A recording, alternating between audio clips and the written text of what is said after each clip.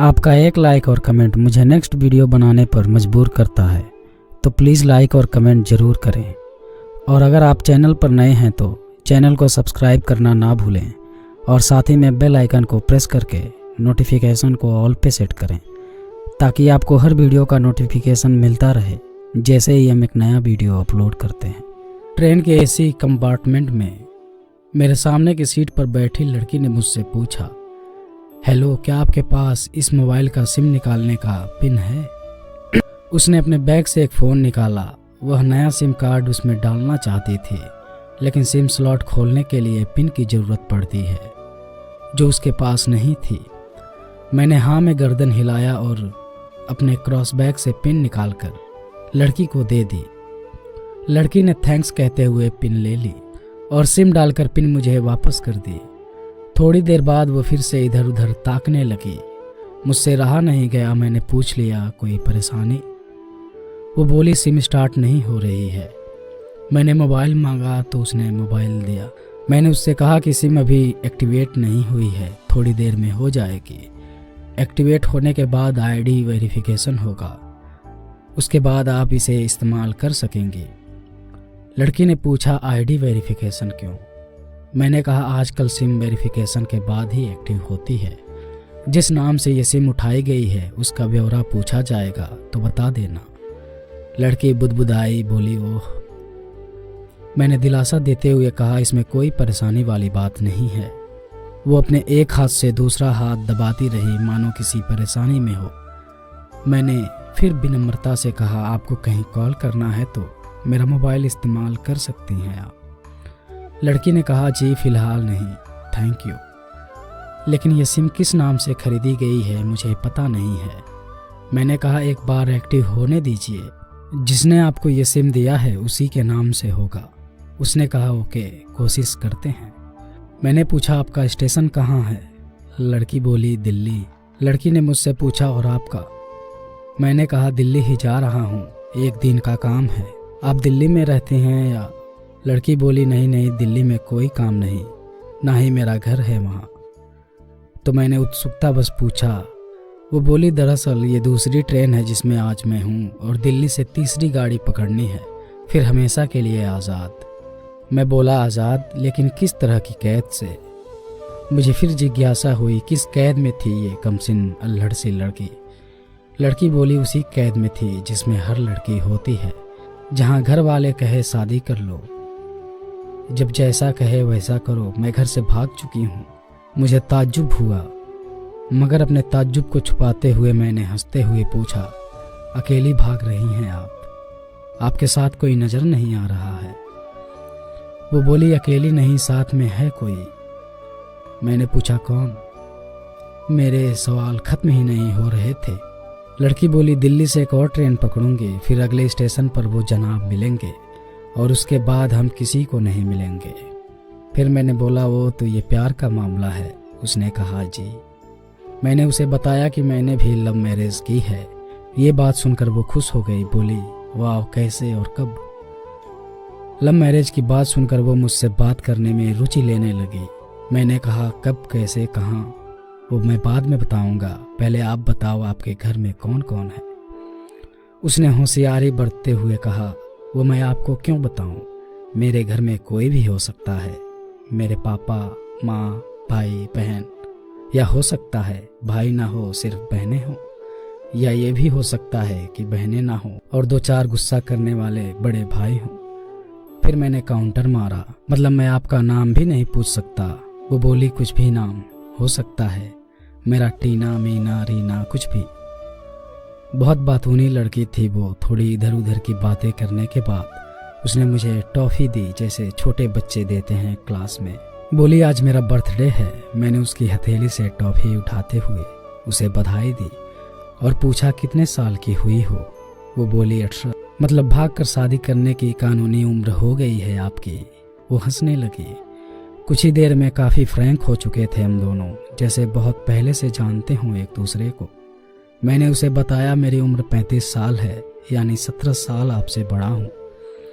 उसने चुटकी लेते हुए कहा, लग तो नहीं रहे हो। मैं मुस्कुरा दिया। मैंने उससे पूछा, तुम घर से भाग कर आई हो तुम्हारे चेहरे पर चिंता के निशान जरा भी नहीं है। इतनी बेफिक्री मैंने पहली बार देखी है। खुद की तारीफ सुनकर वो खुश हुई। बोली, मुझे उन जनाब ने, मेरे लवर ने पहले ही समझा दिया था कि जब घर से निकलना तो बिल्कुल बिंदास रहना, घर वालों के बारे में बिल्कुल मत सोचना, बिल्कुल अपना मूड खराब मत करना, सिर्फ मेरे और हम दोनों के बारे में सोचना। और वही कर रही हूँ। मैंने फिर चुटकी ली। कहा, उसने तुम्हें मुझ जैसे अनजान मुसाफिरों से दूर रहने की सलाह नहीं दी? उसने हंसकर जवाब दिया, नहीं, शायद वो भूल गया होगा ये बताना। मैंने उसके प्रेमी की तारीफ करते हुए कहा, वैसे तुम्हारा बॉयफ्रेंड काफ़ी टैलेंटेड है। उसने किस तरह से तुम्हें अकेले घर से रवाना किया, नई सिम और मोबाइल दिया, 3 ट्रेन बदलवाई ताकि कोई ट्रैक ना कर सके। Very talented person. लड़की ने हामी भरी, बोली, बहुत टैलेंटेड है वो, उसके जैसा कोई नहीं।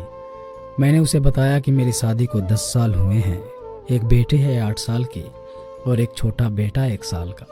ये देखो उनकी तस्वीर। मेरे फ़ोन पर बच्चों की तस्वीर देखकर उसके मुंह से निकल गया, सो क्यूट। मैंने उसे बताया कि ये जब पैदा हुई तब मैं कुवैत में था, एक पेट्रो कंपनी में बहुत अच्छी जॉब थी मेरी, बहुत अच्छी सैलरी थी। फिर कुछ महीनों बाद मैंने वो जॉब छोड़ दी और अपने ही कस्बे में काम करने लगा। लड़की ने मुझसे पूछा, जॉब क्यों छोड़ी?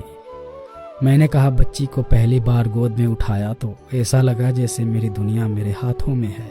30 दिन की छुट्टी पर घर आया था, वापस जाना था लेकिन जा ना सका। इधर बच्ची का बचपन खर्च होता रहे, उधर मैं पूरी दुनिया कमा लूं, तब भी घाटे का सौदा था। मेरी 2 टके की नौकरी, बचपन उसका लाखों का। उसने पूछा, क्या बीवी बच्चों को साथ नहीं ले जा सकते थे वहाँ? मैंने कहा, काफ़ी टेक्निकल मामलों से गुजरकर एक लंबे समय के बाद रख सकते हैं। उस वक्त ये मुमकिन नहीं था। मुझे दोनों में से एक को चुनना था, आलिशान रहन सहन के साथ नौकरी या परिवार। मैंने परिवार चुना। अपनी बेटी को बड़ा होते देखने के लिए मैं कुवैत वापस गया था, लेकिन अपना इस्तीफा देकर लौट आया। लड़के ने कहा, वेरी इम्प्रेसिव। मैं मुस्कुराकर खिड़की की तरफ देखने लगा। लड़की ने पूछा, अच्छा आपने तो लव मैरिज की थी ना, फिर आप भाग कर कहाँ गए?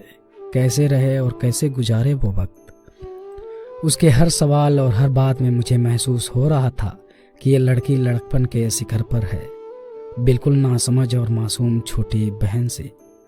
मैंने उसे बताया कि हमने भागकर शादी नहीं की और ये भी कि उसके पापा ने मुझे पहली नज़र में सख्ती से रिजेक्ट कर दिया था। वो बोली, उन्होंने आपको रिजेक्ट क्यों किया?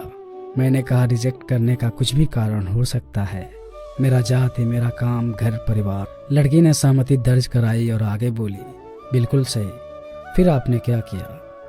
मैंने कहा, मैंने कुछ नहीं किया, उसके पिता ने रिजेक्ट कर दिया। वहीं से मैंने अपने बारे में अलग से सोचना शुरू कर दिया था। खुशबू ने मुझे कहा कि भाग चलते हैं, मेरी वाइफ का नाम खुशबू है। मैंने 2 टुक मना कर दिया। वो 2 दिन तक लगातार जोर देती रही कि भाग चलते हैं। मैं मना करता रहा। मैंने उसे समझाया कि भागने वाले जोड़े में लड़के की इज्जत पर कोई खास फर्क नहीं पड़ता, जबकि लड़की के पूरे कुल की इज्जत धुल जाती है। भागने वाला लड़का उसके दोस्तों में हीरो माना जाता है, लेकिन इसके विपरीत जो लड़की प्रेमी संग भाग रही है वो उल्टा कहलाती है। मोहल्ले के लड़के उसे चालू कहते हैं। बुराइयों के तमाम शब्दकोश लड़की के लिए इस्तेमाल किए जाते हैं। भागने वाली लड़की आगे चलकर 60 साल की बुढ़ी भी हो जाएगी, तब भी जवानी में किए गए उस कांड का कलंक उसके माथे पर से नहीं मिटता। मैं मानता हूँ कि लड़का लड़की को तोलने का ये दोहरा मापदंड गलत है, लेकिन हमारे समाज में है तो यही। ये नज़रिया गलत है, मगर सामाजिक नज़रिया यही है। वो अपने नीचे का होठ दांतों तले पीसने लगी। उसने पानी की बोतल का ढक्कन खोलकर एक घूंट पिया। मैंने कहा, अगर मैं उस दिन उसे भगा ले जाता तो उसकी माँ तो शायद कई दिनों तक पानी नहीं पी पाती। इसलिए मेरी हिम्मत ना हुई कि ऐसा काम करूं।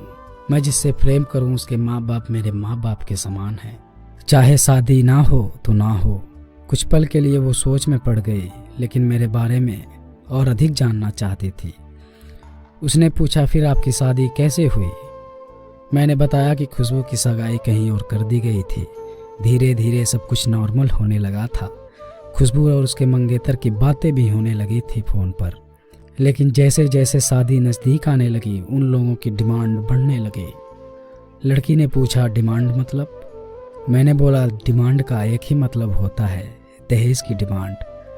परिवार में सबको सोने से बने तोहफे दो, दूल्हे को लग्जरी कार चाहिए, सास और ननद को नेकलेस दो, वगैरह वगैरह। बोले, हमारे यहाँ रीत है। लड़का भी इस रीत का पक्षधर था। वो सगाई मैंने तुड़वा डाली, इसलिए नहीं की सिर्फ मेरा शादी उससे हो जाए, बल्कि ऐसे लालची लोगों में खुशबू कभी खुश नहीं रह सकती थी, न उसका परिवार। फिर किसी तरह घर वालों को समझा बुझाकर मैं फ्रंट पर आ गया और हमारी शादी हो गई। ये सब किस्मत की बात थी। लड़की बोली, चलो अच्छा हुआ आप मिल गए, वरना वो गलत लोगों में फंस जाती। मैंने कहा, जरूरी नहीं कि माता पिता का फैसला हमेशा सही हो, और ये भी जरूरी नहीं कि प्रेमी जोड़े की पसंद सही हो। दोनों में से कोई भी गलत हो सकता है या कोई भी सही हो सकता है। काम की बात यह है कि कौन ज़्यादा वफादार है। लड़की ने फिर से पानी का घूंट लिया और मैंने भी। लड़की ने तर्क दिया कि हमारा फैसला गलत हो जाए तो कोई बात नहीं, उन्हें ग्लानि नहीं होनी चाहिए। मैंने कहा, फैसला ऐसा हो जो दोनों का हो, बच्चों और माता पिता दोनों की सहमति, वो सबसे सही है। बुरा मत मानना, मैं कहना चाहूँगा कि तुम्हारा फैसला तुम दोनों का है, जिसमें तुम्हारे पेरेंट्स शामिल नहीं हैं, ना ही तुम्हें इसका असली मतलब पता है। तभी उसने पूछा, क्या है इसका सही अर्थ? मैंने कहा, तुम इश्क में हो, तुम अपना सब कुछ छोड़कर चली आई, ये सच्चा इश्क है। तुमने दिमाग पर जोर नहीं दिया, ये इश्क है। फ़ायदा नुकसान नहीं सोचा, ये इश्क है। तुम्हारा दिमाग दुनियादारी के फितूर से बिल्कुल खाली था। उस खाली जगह में इश्क का फितूर भर दिया गया। जिन जनाब ने इश्क को भरा, क्या वो इश्क में नहीं है? यानी तुम जिसके साथ जा रही हो वो इश्क में नहीं, बल्कि होशियारी और हीरोगिरी में है। जो इश्क में होता है वो इतनी प्लानिंग नहीं कर पाता है, 3 ट्रेनें नहीं बदलवा पाता है, उसका दिमाग इतना काम नहीं कर पाता। कोई कहे मैं आशिक हूँ और वो सातिर भी हो, ये नामुमकिन है। मजनू इश्क में पागल हो गया था, लोग पत्थर मारते थे उसे। इश्क में उसकी पहचान तक मिट गई। उसे दुनिया मजनू के नाम से जानती है, जबकि उसका असली नाम कैस था, जो नहीं इस्तेमाल किया जाता। वो सातिर होता तो कैस से मजनू ना बन पाता। फरहाद ने सीरों के लिए पहाड़ों को खोदकर नहर निकाल डाली, और उसी नहर में उसका लहू बहा था। वो इश्क था। इश्क में कोई फकीर हो गया, कोई जोगी हो गया। किसी मांझी ने पहाड़ तोड़कर रास्ता निकाल दिया, किसी ने अतिरिक्त दिमाग नहीं लगाया, चालाकी नहीं की। लालच, हवस और हासिल करने का नाम इश्क नहीं है। इश्क समर्पण करने को कहते हैं, जिसमें इंसान सबसे पहले खुद का समर्पण करता है, जैसे तुमने किया। लेकिन तुम्हारा समर्पण हासिल करने के लिए था, यानी तुम्हारे इश्क में लालच की मिलावट हो गई। लड़की अचानक खो सी गई। उसकी खिलखिलाहट एकदम से खामोशी में बदल गई। मुझे लगा मैं कुछ ज़्यादा बोल गया, फिर मैंने जारी रखा। मैंने कहा, प्यार तुम्हारे पापा तुमसे करते हैं। कुछ दिनों बाद उनका वजन आधा हो जाएगा। तुम्हारी माँ कई दिनों तक खाना नहीं खाएंगी, ना पानी पिएंगी, जबकि आपको अपने आशिक को आजमा कर देख लेना था। ना तो उसकी सेहत पर फर्क पड़ता, ना दिमाग पर। वो अक्लमंद है, अपने लिए अच्छा सोच लेता। आजकल गली मोहल्ले के हर तीसरे लौंडे लपाटे को जो इश्क हो जाता है वो इश्क नहीं है, वो सिनेमा जैसा कुछ है। एक तरह की स्टंटबाजिंग, डेयरिंग, अलग कुछ करने का फितूर और कुछ नहीं। लड़की के चेहरे का रंग बदल गया। ऐसा लग रहा था वो अब यहाँ नहीं है। उसका दिमाग किसी अतीत में टहलने निकल गया है। मैं अपने फ़ोन को स्क्रॉल करने लगा, लेकिन मन की इंद्री उसकी तरफ थी। थोड़ी ही देर में उसका और मेरा स्टेशन आ गया। बात कहाँ से निकली थी और कहाँ पहुँच गई। उसके मोबाइल पर मैसेज टोन बजी।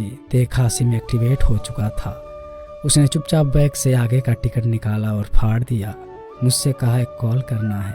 मैंने मोबाइल दिया। उसने मोबाइल डायल करके कहा, सॉरी पापा, और सिसक सिसक कर रोने लगे। सामने से पिता भी फ़ोन पर बेटी को संभालने की कोशिश करने लगे। उसने कहा, पिताजी आप बिल्कुल चिंता मत कीजिए, मैं घर आ रही हूँ। दोनों तरफ से भावनाओं का सागर उमड़ पड़ा। हम ट्रेन से उतरे। उसने फिर से पिन मांगी। मैंने पिन दी। उसने मोबाइल से सिम निकाल कर तोड़ दिया और पिन मुझे वापस कर दिया।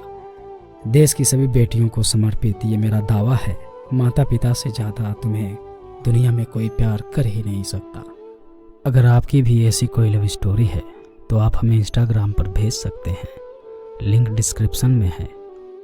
उम्मीद करता हूँ आपको ये कहानी पसंद आई होगी। अगर आपको ये कहानी पसंद आई हो तो वीडियो को लाइक, शेयर और हमारे चैनल को सब्सक्राइब